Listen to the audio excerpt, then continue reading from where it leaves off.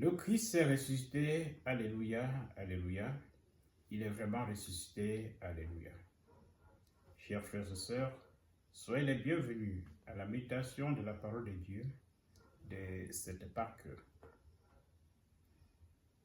Le Saint Paul dit en 1 Corinthiens chapitre 15, versets 12 à 14, « Si le Christ le ressuscite, vide est notre prédication et vaine est votre foi. » À supposer un temps que le Christ se serait resté prisonnier de la tombe et son corps aurait pétrifié, et puis ses disciples enfermés auraient cherché une issue pour échapper et il ne resterait jamais plus rien de lui.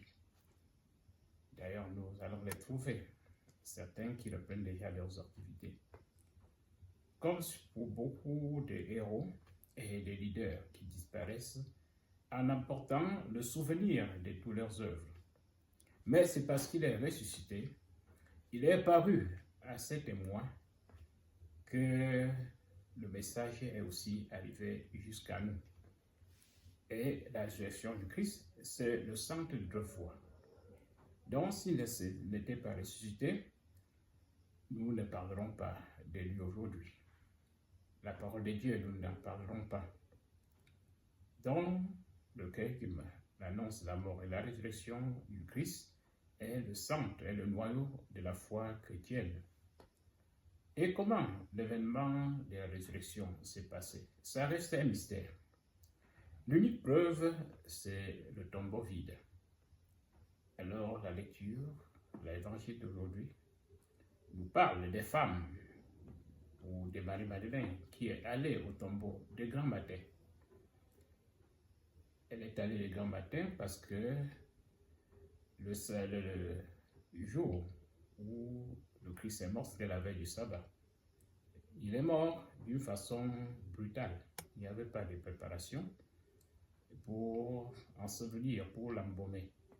Et ces femmes devraient attendre jusqu'à samedi soir pour aller acheter du nécessaire, pour préparer des huiles, pour venir oindre le corps selon les traditions juives.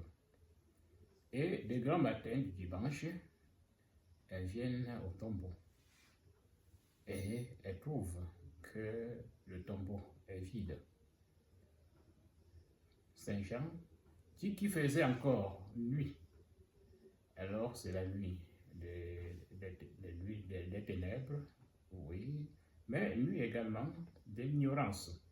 Elle ne savait rien de la résurrection. Donc la résurrection apparaît comme une lumière. Et lorsqu'elles arrivent au tombeau, alors elles découvrent que le tombeau est vide. Et le réflexe, c'est de courir aux apôtres pour dire que on a emporté son corps. Et les apôtres, Pierre et Jean, vont se mettre en route. En fait, la résurrection met en émotion, mais aussi en motion. Elles courent pour voir les apôtres, et les apôtres courent aussi pour aller à la tombe. Donc les deux apôtres, on a Jean et on a Pierre, les deux courent. Mais Jean est en avant. Pourquoi est-il en avant? Peut-être parce qu'il a assisté à la sépulture et connaît l'endroit. Mais on a pu interpréter que c'était le plus jeune et il avait les jambes rapides. Mais quand il arrive, il s'arrête, il n'entre pas dans le tombeau. Et pourquoi cet arrêt? Alors, on pourrait dire que c'est parce qu'il avait peur d'entrer dans le tombeau. Étant jeune, les jeunes sont vivaces, mais ils sont aussi animés de la peur. On a interprété en disant non, il voulait céder la première place à Pierre. Mais c'est aussi ça.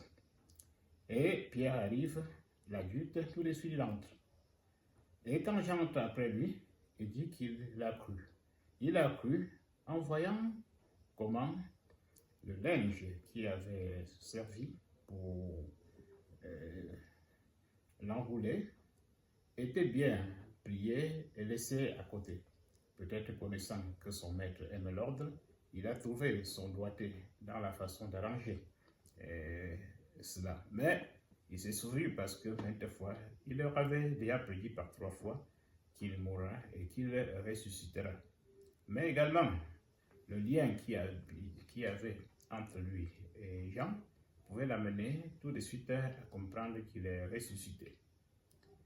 Et la résurrection, c'est quelque chose de difficile à expliquer, mais les faits sont là. Pendant 40 jours, il va encore leur apparaître beaucoup pour leur donner effectivement la garantie qu'il est ressuscité. Et c'est pour cela qu'il nous raconte cet événement. Dans le témoignage, notre foi est basée sur le témoignage des apôtres, de leur maître ressuscité. Et il va encore apparaître pour éclairer davantage. Nous trouverons les disciples d'Emmaüs où il éclaire davantage sur les Écritures, sur ce que les Écritures disaient sur lui, sur sa résurrection. Et nous trouvons dans la première lecture Pierre, le peureux, qui également a un courage intrépide grâce à cette résurrection du Christ. Il est dans la famille des Corneilles, un païen. Les Juifs n'entraient pas chez les païens, mais il va faire ce geste. Sa foi dans le ressuscité va l'amener à déborder les interdits et annoncer la parole de Dieu. Et c'est là qu'il comprend que même les païens sont associés au même héritage que les Juifs. Donc, la résurrection du Christ, il a étendu ses bras sur la croix pour rassembler tous les enfants de Dieu dispersés, sans exception. Et voilà que la famille des Corneilles vient aussi à la foi. Et la résurrection a aussi une conséquence éthique, comme nous montre l'apôtre Paul dans la deuxième lecture. Il dit: débarrassez-vous des vieux grains.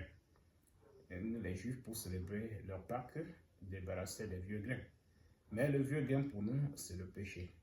Une fois que nous croyons au Christ ressuscité, nous devions aussi nous transformer en abandonnant nos manières de faire, les mauvaises manières de faire, et de devenir témoins du ressuscité.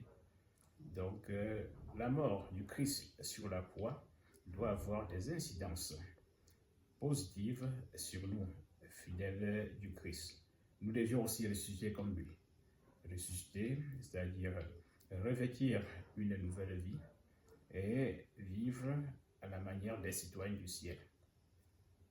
Nous vous remercions et vous donnons rendez-vous pour dimanche prochain.